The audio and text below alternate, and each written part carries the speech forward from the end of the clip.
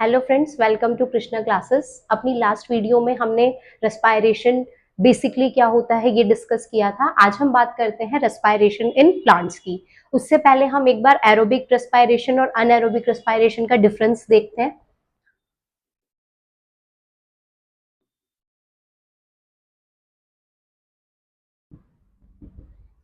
Aerobic respiration वो respiration होता है जिसमें हमें ऑक्सीजन की जरूरत होती है, तो ऑक्सीजन रिक्वायर्ड। और अनएरोबिक रेस्पायरेशन में हमें ऑक्सीजन की जरूरत नहीं होती, नो ऑक्सीजन।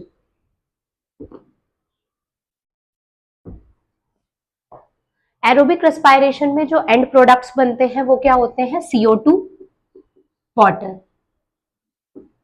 अनएरोबिक रेस्पायरेशन में जो एंड प्रोडक्ट्स बनते हैं वो होते हैं ethylene, alcohol, CO2 and lactic acid.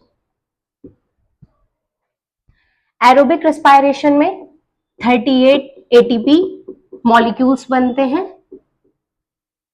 एक ग्लूकोज के मॉलिक्यूल से। 38 ATP मॉलिक्यूल्स बनते हैं। और अनएरोबिक रेस्पायरेशन में 2 ATP मॉलिक्यूल्स बनते हैं एक ग्लूकोज मॉलिक्यूल से। एरोबिक रेस्पायरेशन कुछ साइटोप्लाज्म में होता है और कुछ माइटोकॉन्ड्रिया में होता है। That means it occurs partly in cytoplasm and partly in mitochondria. लेकिन अनएरोबिक रेस्पायरेशन जो होता है वो एंटायरली इन साइटोप्लाज्म। ये पूरा का पूरा ही सिर्फ साइटोप्लाज्म में होता है। तो ये कुछ डिफरेंसेस हैं एरोबिक और अनएरोबिक रेस्पायरेशन के। अगर आपसे पूछा जाए तो आप क्या बता सकते हैं कि एरोबिक रेस्पायरेशन में ऑक्सीजन रिक्वायर्ड होती है और अनएरोबिक रेस्पायरेशन में हमें ऑक्सीजन की कोई रिक्वायरमेंट नहीं होती। एरोबिक रेस्पायरेशन में जो एंड प्रोडक्ट्स बनते हैं वो CO2 और वाटर होता है। अनएरोबिक रेस्पायरेशन में जो एंड प्रोडक्ट्स बनते हैं वो इथाइलिन, अल्कोहल, CO2 और लैक्टिक एसिड होता है। एरोबिक रेस्पायरेशन में 38 ATP मॉलिक्यूल्स बनते हैं एक ग्लूकोज मॉलिक्यूल से। अनएरोबिक रेस्पायरेशन में 2 ATP मॉलिक्यूल्स बनते हैं एक ग्लूकोज मॉलिक्यूल से।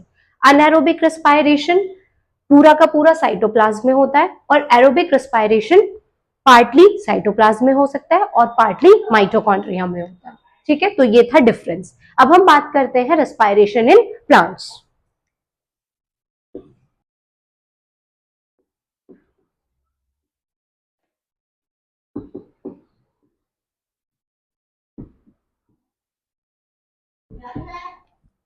Plants also need energy like animals. Plants को भी एनर्जी की जरूरत होती है जैसे एनिमल्स को होती है।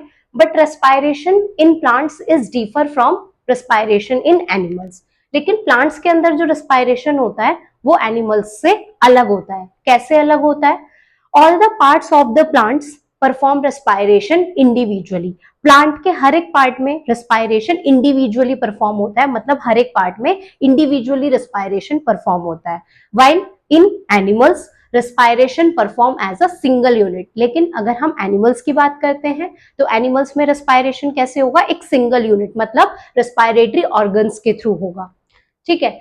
दूसरा, during respiration there is a little transport of respiratory gases in plants. अगर हम प्लांट्स में रेस्पायरेशन की बात करते हैं तो वहां पे रेस्पायरेटरी गैसेस का जो ट्रांसपोर्ट होता है एक जगह से दूसरी जगह पर वो बहुत कम होता है। लेकिन एनिमल्स में जो रेस्पायरेटरी गैसेस का ट्रांसपोर्ट होता है वो ओवर लॉन्ग डिस्टेंसेस भी होता है। ठीक है।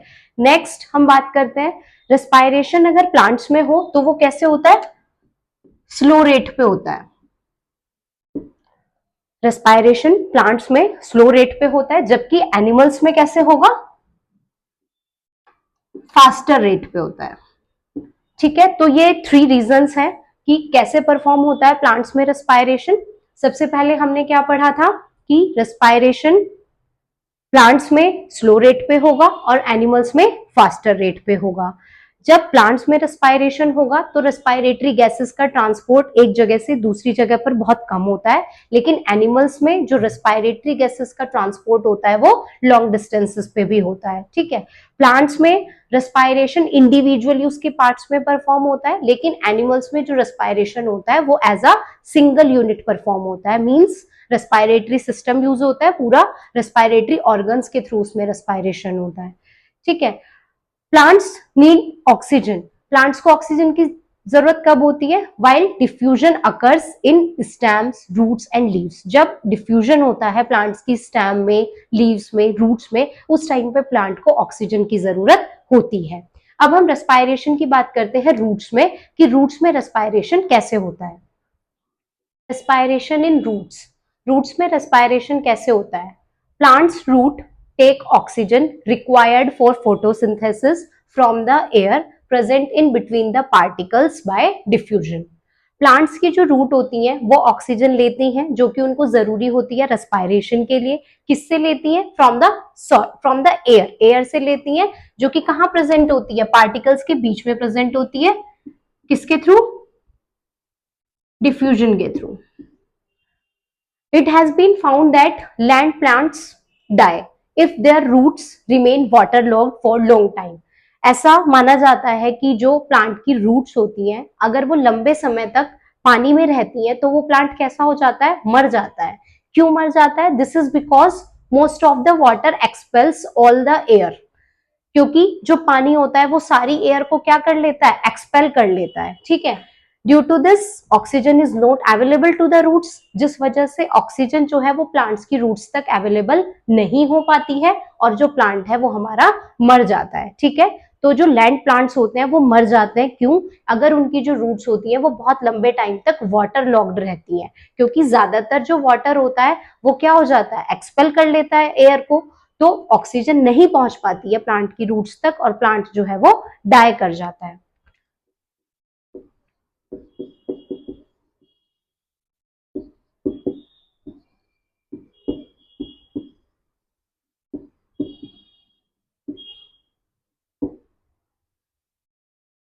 यंग स्टैम और लीव्स में कैसे होता है रेस्पायरेशन? यंग स्टैम्स और लीव्स में क्या होते हैं? माइन्यूट पोर्स होते हैं, जिसको हम कहते हैं स्टोमेटा। स्टोमेटा हेल्प करते हैं गैसियस एक्सचेंज में, तो इस टाइप से रेस्पायरेशन होता है यंग स्टैम्स और लीव्स में।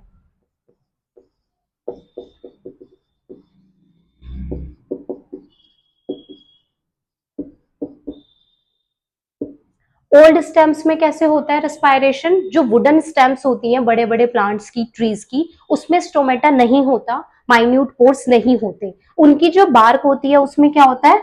लेंटिकल्स होते हैं, जो हेल्प करते हैं किस चीज में? गैसियस एक्सचेंज में। अगर हम यंग स्टेम की बात करते हैं तो उसमें छोटे छोटे पोर्स प्रेजेंट होते हैं, स्टोमेटा, जो हेल्प करते हैं गैसियस एक्सचेंज में। लेकिन जो ओल्ड स्टेम्स होती हैं, जो वुडन स्टेम्स होती हैं बड़े प्लांट्स की या ट्रीज की, उसमें स्टोमेटा प्रेजेंट नहीं होते। उनकी बार्क में लेंटिकल्स प्रेजेंट होते हैं जो गैसियस एक्सचेंज में हेल्प करते हैं। तो ये पूरा टॉपिक था आज का हमारा रेस्पायरेशन इन प्लांट्स का। वीडियो को देखिए, अगर कुछ आपको समझ में नहीं आता है तो आप कमेंट बॉक्स में शेयर कीजिए।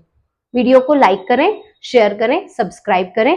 नेक्स्ट टॉपिक रेस्पायरेशन इन एनिमल्स हम अपनी नेक्स्ट वीडियो में डिस्कस करते हैं। Thank you.